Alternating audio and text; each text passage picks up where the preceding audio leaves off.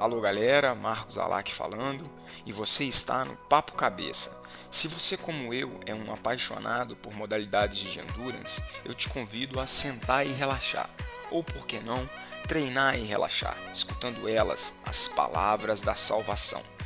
Nesse episódio 1.2, vamos dar continuidade à conversa com o gigante da aventura, o Guilherme Cavalari.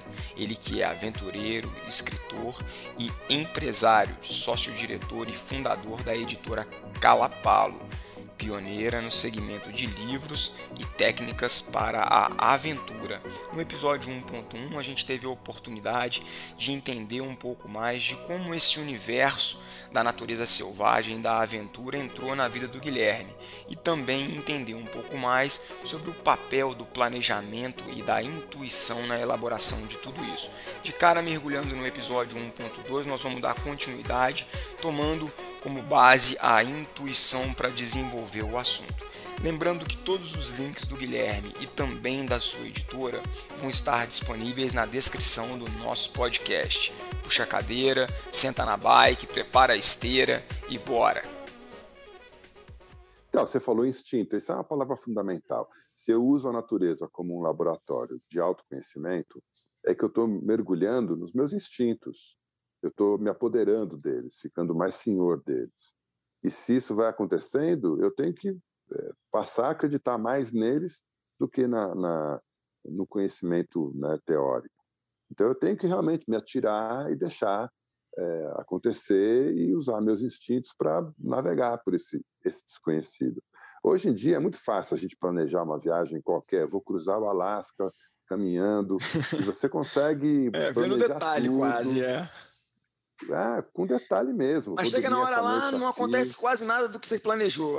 Vai tudo ser diferente, né? Se você tiver sorte, porque se você tiver azar, vai sair tudo certinho como você planejou. Mas se E você não não vai ter tiver graça contratado por nenhuma. uma empresa que te obrigue, é muito pouco provável. As coisas vão te fazer rebolar. Eu conheço muita gente que planeja profundamente, detalhadamente suas aventuras, e na hora de fazer, acontece tudo como planejado. É. E o cara fica muito orgulhoso. Pô, quer dizer, eu programei 100 dias, não saiu nada fora do planejamento. E eu fico bocejando ouvindo isso. Assim, puta, que Tá pouco aberto. tédio. Tá pouco aberto ainda, né? Tem que tomar uma lambada maior. A coisa tem que dar errado. Alguma coisa tem que quebrar aí, né? Para poder fazer o cara ter Então, que... e aí, nessa viagem para a Mongólia, como eu não tinha roteiro, eu mudava completamente a direção do meu rumo em função de uma informação que eu obtinha. Pô, eu estou indo para o norte, alguém me fala, pô, se você for para o sul, tem uma ruína da idade do bronze, em perfeito estado, ninguém nunca vai lá. Cara, eu virava 180 graus e ia para o outro lado para ver Claro. aquilo. E agora, dentro desse paralelo aí dessa possibilidade de ser flexível, maleável, aberto, quando você faz uma viagem solo, isso é muito mais tranquilo, né? E É, naquele documentário da Highlands, você teve a participação da sua esposa ali na metade para frente do documentário. A primeira é. curiosidade que eu tive, fantástica a participação dela, a viagem de vocês. Uma curiosidade de logística, como foi levar a tandem, a bike para dois, e como é que você vê essa química dessa abertura, a dinâmica da viagem, o quanto que você sente de diferença entre você poder estar sozinho, o quanto que a preocupação ao levar a sua esposa com você aumenta, talvez essa preocupação venha carregada de você querer planejar um pouco mais para se sentir um pouco mais confortável, essa palavra também de novo, né? Mas o que muda a gente sabe que o conforto está dentro da gente, mas como envolve um terceiro que talvez não tenha ali o mesmo mindset seu, que talvez esteja se abrindo para estar com você, como é que você vê essa diferença entre você estar sozinho e você estar acompanhado, seja de alunos, seja da sua esposa? Como é que é essa diferença aí para você? Isso para mim é fundamental, né? Eu acho que é muito mais difícil estar acompanhado, né, em expedição.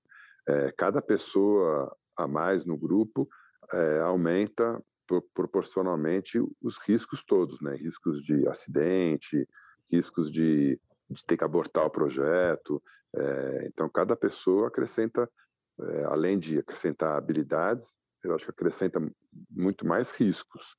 Então, eu prefiro, né, até porque é um laboratório de autoconhecimento, para mim, eu prefiro fazer as expedições sozinho.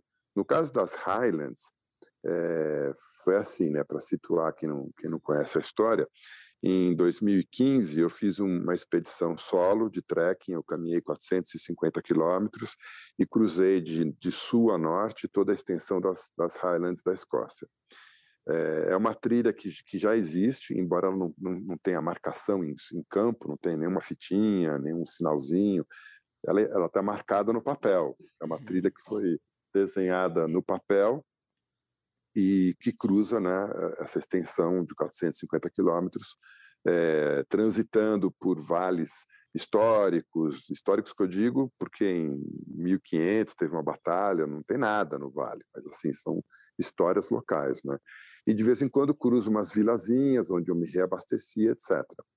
Então eu fiz essa expedição, e essa expedição gerou o livro Highlands por baixo do Saiote Escocês, que eu conto essa minha expedição, essa travessia solo, e conto a história das Highlands, da cultura local, etc. E eu fiquei apaixonado pela região, porque, embora seja no coração da Europa, né, estamos falando de Reino Unido, né, a Escócia, que fica logo acima da Inglaterra, é um lugar ainda muito selvagem, um lugar com baixíssima densidade humana, com a natureza bastante intocada, né? Isso também tem a ver com ser um lugar inóspito, né? Você passa dias sem ver nenhuma marca humana, nenhuma estrada, nenhum poste, nenhuma porteira, nenhum arame, nada. E então eu fiquei apaixonado pelo lugar. E aí decidi voltar 6 meses depois para fazer uma aventura de bicicleta e convidei a minha esposa Adriana para ir comigo. E a gente montou para essa viagem uma bicicleta dupla, uma tandem, uma mountain bike para 2 pessoas. E a gente já tem histórico de ter feito coisas juntos, né? A Adriana faz trekking, travessia em trekking comigo desde sempre. A gente está há 25 Uau. anos juntos. Desde sempre a gente vai para a Patagônia, para a Terra do Fogo, vem aqui para Mantiqueira e vive fazendo trekking. A gente nunca tinha feito uma viagem de mountain bike, né, juntos. E aí, para isso, montei essa bicicleta. Mas foi tudo adaptado, obviamente, para a conjunção dos dois. Então, não importava o meu condicionamento físico, tinha que ser o nosso condicionamento físico. Não importava a minha resiliência, a minha resistência ao desconforto, tinha que ser a nossa. E isso é muito interessante. E muito mais fácil quando feita por um casal. Então, a gente tem 25 anos juntos, a gente vive essa harmonização, né, essa adaptação, né, dos limites de um para os limites do outro o O tempo stick todo puxa. O no stick nosso. puxa já está bem equilibrado, está Já está moldado. equilibrado. É. Então, assim, o que a gente precisou foi só levar isso para a bicicleta. Então, não teve um grande salto, né? Mas, obviamente, eu me senti responsável pela segurança dela, responsável pelo equipamento, pela navegação, pelo roteiro, etc. Mas ela é muito tranquila, até mais tranquila que eu. Por exemplo, eu tenho um problema com água fria, cara. Água fria, eu posso ficar 2 semanas, já fiquei sem tomar banho, porque água fria não casa comigo. Eu tenho Essa esse era a pergunta negócio. da minha esposa, da Carol. A É, Carol falou: pergunta para eles como é que eles tomaram banho nas Highlands. Agora, a Adriana não está nem aí, cara, nem aí. Eu tenho foto dela, a gente na Patagônia ou na Terra do Fogo, naqueles lagos de degelo, e ela chega, o iceberg ali boiando, ela chega, tira a roupa, ela não põe o dedo na água para sentir a temperatura antes. Ela tira a roupa e mergulha de cabeça. Não está nem aí para água fria. Não tem crise com ela. E eu já não consigo, tem uma barreira, né? Aos poucos eu vou tentando, né, ganhar espaço nisso, mas é duro. Então ela é tranquila com isso, ela é tranquila com dormir em chão duro. Já aconteceu 2 ou 3 vezes do colchonete, né, do isolante térmico Furar. inflável que a gente tem furar. Em geral é o meu que fura, E aí ela pega e fala, me dá o teu furado aqui, fica com o meu, porque para eu durmo bem no chão duro. Não tem terror, sabe? Ela tem um pouco mais de terror do que eu com relação à comida. Eu como qualquer coisa, não precisa nem estar morto, sabe? Essa Ela já pauta, não, essa pauta da ela já comida é uma pauta interessante também, porque uma das coisas que chamou muito a nossa atenção aqui em casa é o fato de você ter voltado, depois de 30 anos, né, sem comer é, carne, você voltou e hoje você come carne. não, eu como se tiver. Aqui em casa não tem carne, a gente não Tá. faz carne, né? Quer dizer, eu sou eu chamo de vegetariano brasileiro. O brasileiro acha que peixe não é carne, né? Eu como peixe, sempre comi peixe, porque eu fiquei 30 anos sem comer carne vermelha, mas eu comia peixe. Eu também sou vegetariano brasileiro. Vegetariano É, brasileiro. vegetariano brasileiro. Então, eu voltei a comer carne na Transpatagônia, nessa expedição de 6 meses de duração, que eu passei, né, sozinho, pedalando e fazendo trekking por toda a extensão da Patagônia e da Terra do Fogo, que gerou o livro que você leu, Transpatagônia, Pumas Não Pumas Comem não comem. Ciclistas, e que gerou o documentário Transpatagônia, que ganhou o prêmio do público no Rio Mountain Festival de 2015, depois ficou 18 meses no Netflix, e hoje está disponível no, YouTube.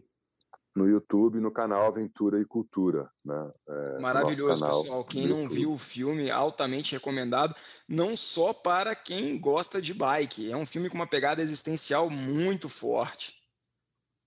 É, e nesse filme,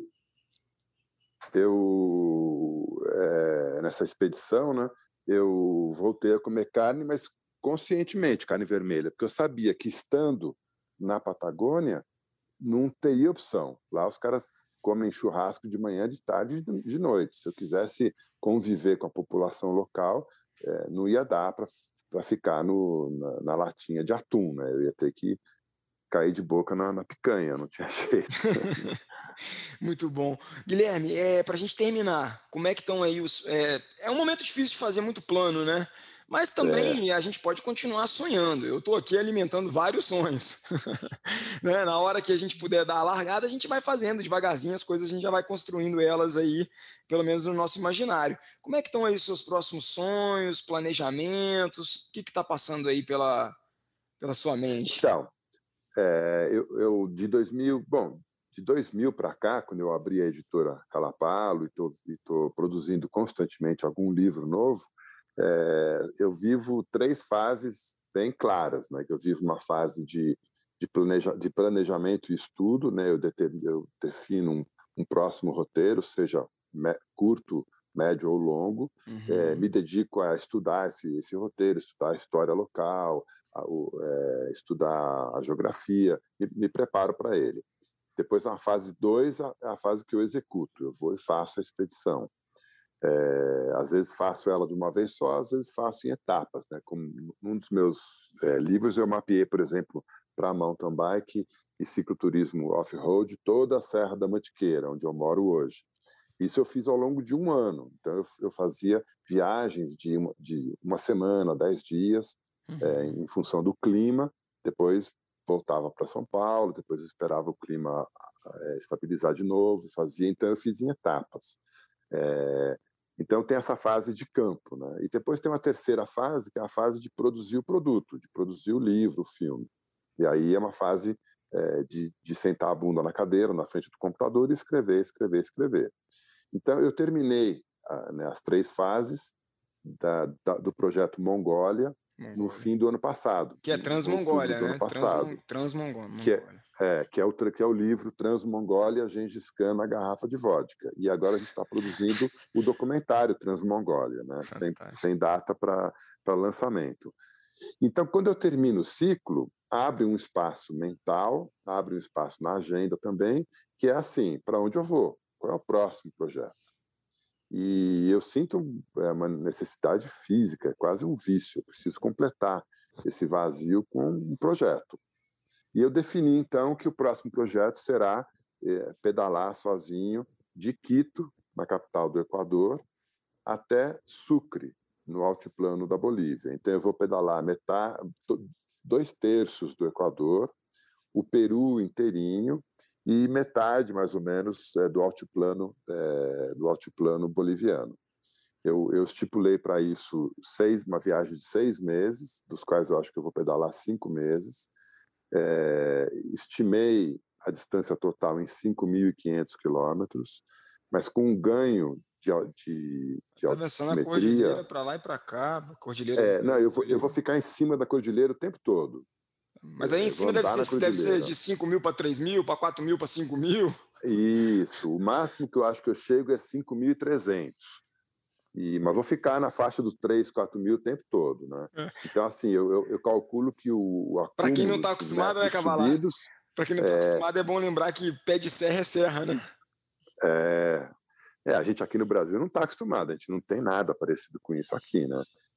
Mas eu calculei 140 mil metros acumulados, né, para esses 5.500 quilômetros. É um Nossa. absurdo, é coisa pra caramba. Então, esse é o projeto. E por que esse roteiro? Porque esse é o coração do extinto Império Inca. O Império Inca tinha na ponta norte Quito como referência e na ponta sul Sucre e Cusco mais perto de Sucre e o Lago Titicaca ali também perto. Então eu vou passar por tudo isso. Esse é o projeto. Agora, por conta da pandemia, eu marquei de fazer essa viagem ano que vem, né? Começar em abril. Acho que até lá, de repente, todo mundo já se vacinou, pelo menos quase todo mundo. Acho que Oremos. oremos, né? Mas, obviamente, também é uma aventura, né? A pandemia é outra aventura, então a gente tem que saber relaxar e lidar com os imprevistos.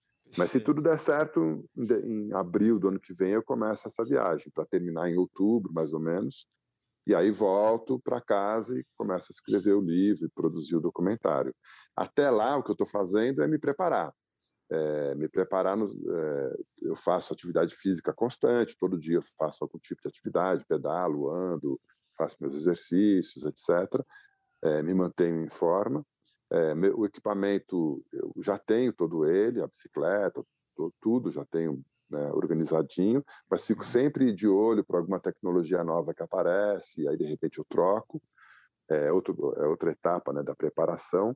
E estou estudando, né, profundamente, assiduamente. Estou lendo tudo que cai na minha mão, estou pesquisando o tempo todo livros novos para ler sobre a história desses países andinos, a cultura local. Comprei agora uns mapas alemães que eu encontrei em La Paz, um amigo que mora lá já mandou para mim, vai chegar essa semana. Então, assim, estou me abastecendo de informação, né? Vendo filmes, ouvindo música, né? Mergulhando na cultura Absorvendo, inca mesmo, para chegar lá absorvendo pronto para o absorver o máximo máximo. possível. E não só Inca, mas pós-Inca também bastante. Entender, por exemplo, eu não sabia quase nada sobre a história desses países. Então, eu tô lendo agora a biografia do Simão Bolívar, né, o libertador, o cara que fez as guerras de libertação desses países, né, que se livraram Uma figura do muito forte em colonialismo Venezuela, espanhol. Colômbia, né? Então, assim, tô bebendo bastante informação dessa região. E aí, se não der para ir em 22, adio para 23 e continuo estudando, né? Não tem.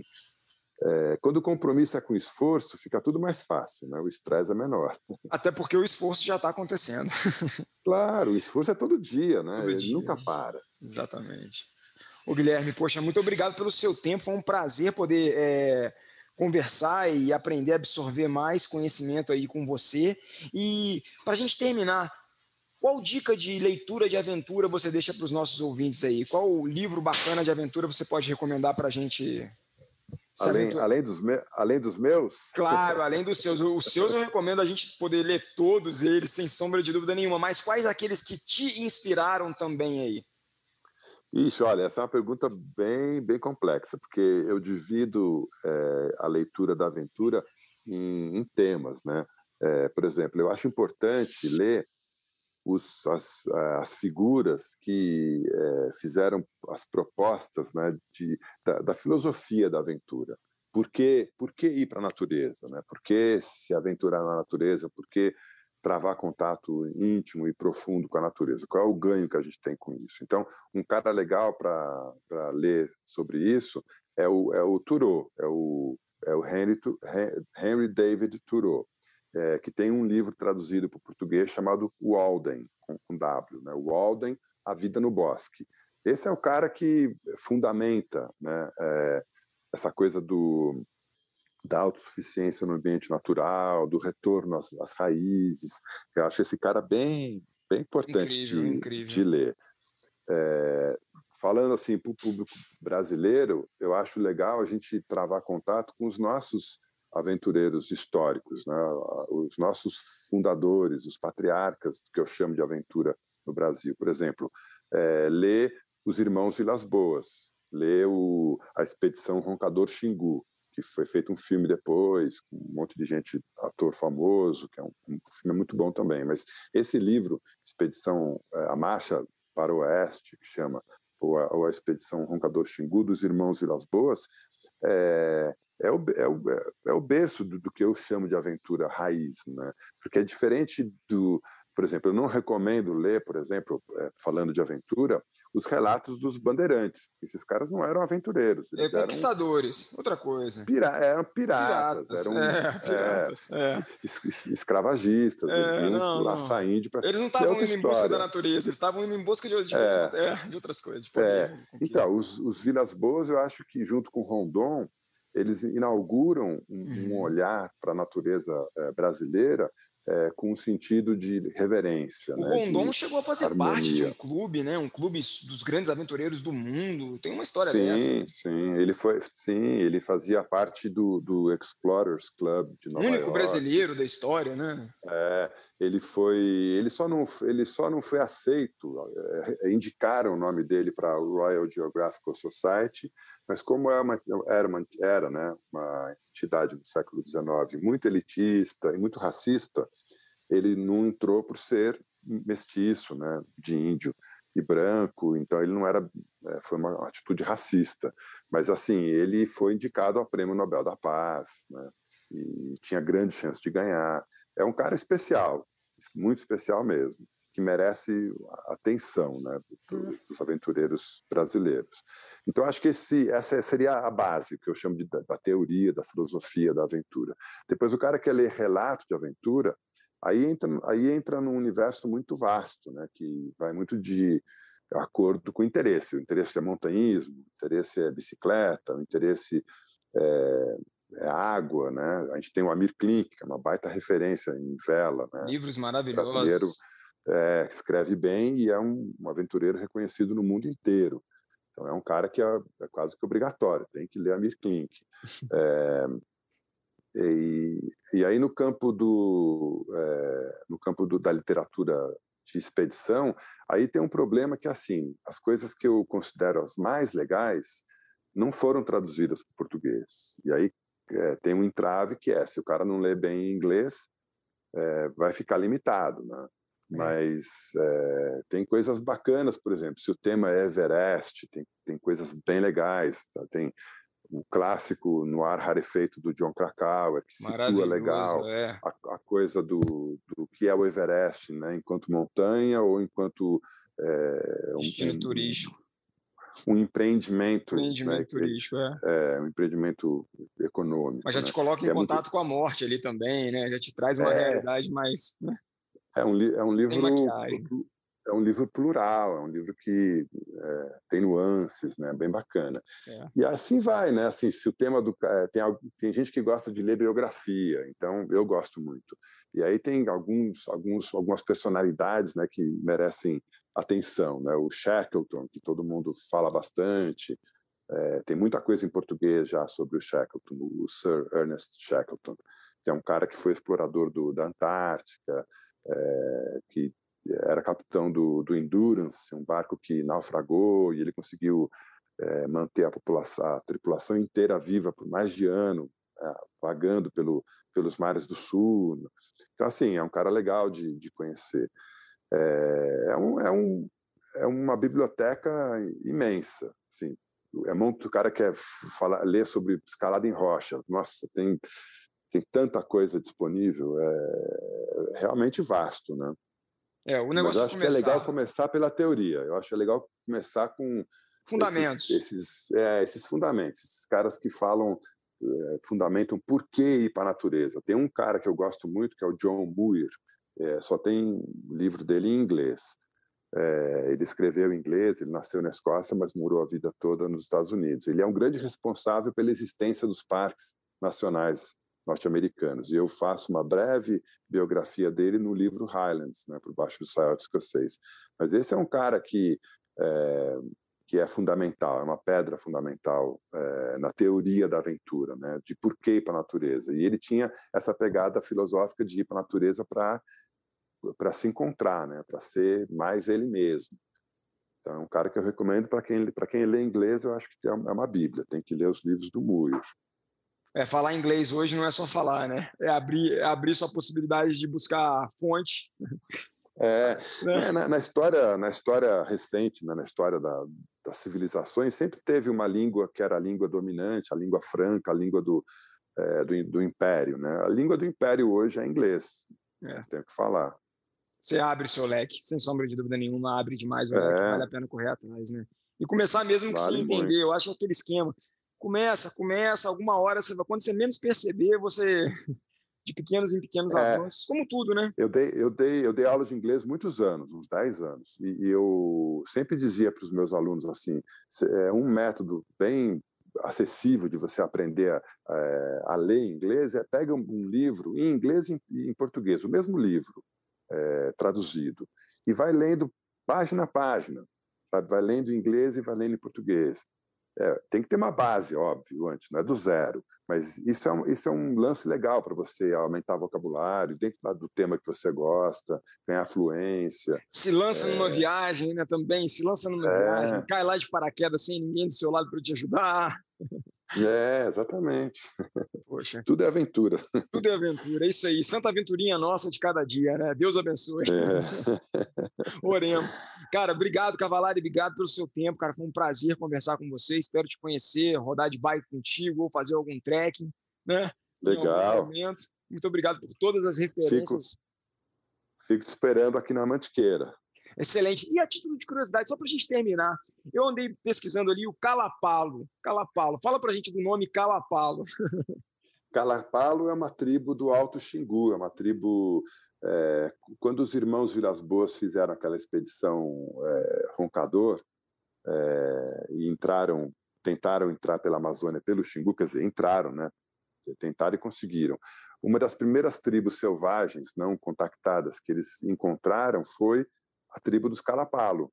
Eles eram meio que os guardiões da Amazônia, né? O acesso sul da Amazônia estava bloqueado por tribos selvagens, e os Calapalo eram uma delas. Então, em homenagem a eles, por eles terem defendido a Amazônia por tantos séculos, né, da invasão do homem branco, eu decidi batizar a editora com o nome Calapalo. Maravilhoso, maravilhoso. Esse ano a gente teve a oportunidade, o ano passado, antes da pandemia, de dirigir de Juiz de Fora. A gente foi até Belém, depois a gente desceu de barco para Manaus, e ali em Altera a gente teve a oportunidade de conversar com uma índia local, uma menina com formação acadêmica, socióloga, e ela me falou uma coisa que nunca mais eu vou esquecer. Ela falou: olha, Marcos, primeiro eles trazem a Bíblia para mostrar para o índio que Deus não está no rio, que Deus não está na mata, que Deus está no céu. Aqueles que não se convertem, eles trazem a bala. Então, assim, é uma homenagem que é hoje mais importante que ontem. Exato, isso é a triste realidade, né? De todos os povos originais, todos, não é só da Amazônia. Estou estudando sobre os Andes e lá foi a mesma coisa, já li sobre os aborígenes da Austrália. Todo lugar é igual, todo lugar é igual. A hora que a gente tira o sagrado, né, do universo, do imaginário do índio, a hora que deixa de acreditar que o rio é sagrado, a árvore é sagrada, a ave é sagrada, não tem por que lutar pela terra. A gente abre a porta da destruição, né? O cara acha que começa a olhar com o olho do homem branco, né? A árvore vale o preço da madeira, né? Nossa. Vamos lá, Gui, vamos nessa, vamos nos aventurar, vamos chegar para perto da natureza para enxergar o valor nisso tudo. Obrigado, Cavallari. Isso. Pessoal, vamos Eu que treinar, agradeço. Ó, Gê, muito obrigado pelo espaço, pela disponibilidade. Estou aí à disposição. Qualquer coisa, você sabe onde me encontrar. E o meu site, o calapalo.com.br, ali tem muita informação sobre meus livros, meus filmes, cursos, treinamentos. Tem mais de 500 artigos escritos sobre os mais variados temas, resenha de livro, de filme de aventura, um monte de coisa. Então, calapalo.com.br. É muita inspiração. E para quem já quiser sair dessa entrevista se inspirando, dá um corre lá no canal do YouTube, que é o Gui. Como é que chama o canal? É Aventura e Cultura. E lá a gente tem alguns filmes disponíveis. O Serra Fina Perna Grossa, o Transpatagônia, o Highlands. Highlands, excelente. Então tá tudo aí. Vamos em busca e vamos alimentar esses nossos sonhos. Cavallari, muito obrigado e até a próxima. Valeu, pessoal. Forte abraço. Valeu. Galera, que papo bacana, hein? Depois de toda essa conversa, fica bem claro pra gente que uma aventura é muito mais do que o suor que escorre pelo corpo. Uma aventura é uma grande oportunidade de evoluir enquanto ser humano. A aventura, como disse o Guilherme Cavallari, pode nos ensinar a encontrar o conforto no desconforto, pode nos ensinar a encarar os obstáculos com calma e lucidez, a enxergar longe e prestar atenção no que está aqui pertinho, a valorizar as pequenas conquistas, a ficar bem sozinho e, melhor ainda, bem acompanhado, a não reclamar à toa e agradecer todo e qualquer alívio, a fazer mais força, carregar mais peso, só para ajudar quem precisa.